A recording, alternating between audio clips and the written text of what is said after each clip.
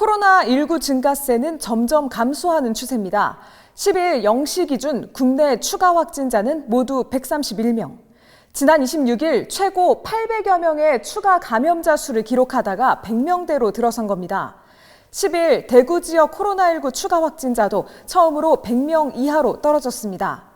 코로나19가 점차 진정 국면에 접어든 것이 아니냐는 분석이 나오는 가운데 지금 상황을 바라보는 전문가들의 의견도 엇갈렸습니다.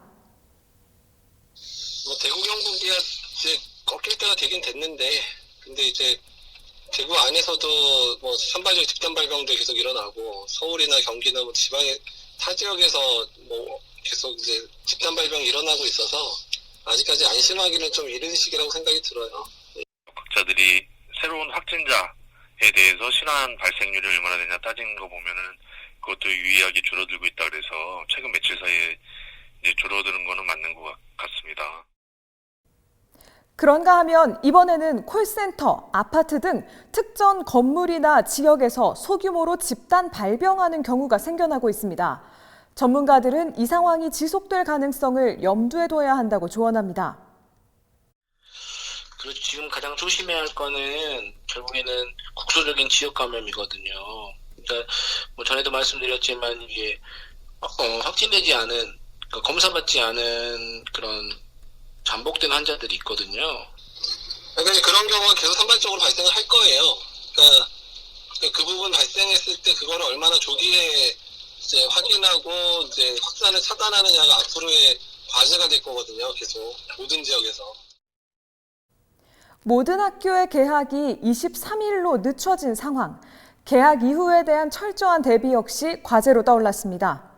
산발적으로 다 나오고 이제 어디 지역에서 나오는 게 아니고 전체가 다 나오잖아요. 그리고 PC방, 줌바 댄스 중요한 것들은 이제 보통 독감이 유행할 때 하는 건데 조금이라도 증상이 있으면 일단 학교를 가지 않고 검사를 받고 이런 것들을 캠페인을 좀 해야 될 것 같아요. 그렇다면 이런 상황에서 보건당국은 어떤 방역 대책을 펼쳐나가야 할까요? 전문가들은 대구와 타 지역의 대책을 구분해야 한다고 말합니다. 일단 대구는 우선 확진된 분들 진료를 어떻게 잘할 건가에 더 집중을 해야 될 시기가 됐고요. 요양시설 같은 경우에 이제 거기 문제 생기면 사망률이 확 늘어날 수 있으니까 이런 시설 중심으로 어떻게 안전하게 분들을 돌볼까에 대한 고민들을 아주 집중적으로 해야 되는 상황이고요. 네. 다른 지역 같은 경우 이런 산발적 발생 사례 딱 그 안에서만 끝날 수 있게끔. 이런 상황에서 앞으로 시민들의 대처는 어떻게 변해야 할까요?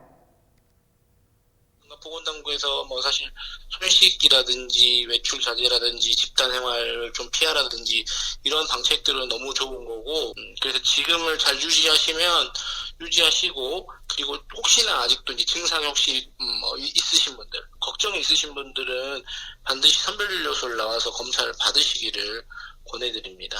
이 구강으로 바이러스가 침투를 굉장히 잘하기 때문에 지금은 식사하는 모임, 그러니까 많이 하는 회식은 자제를 하셔야 되고.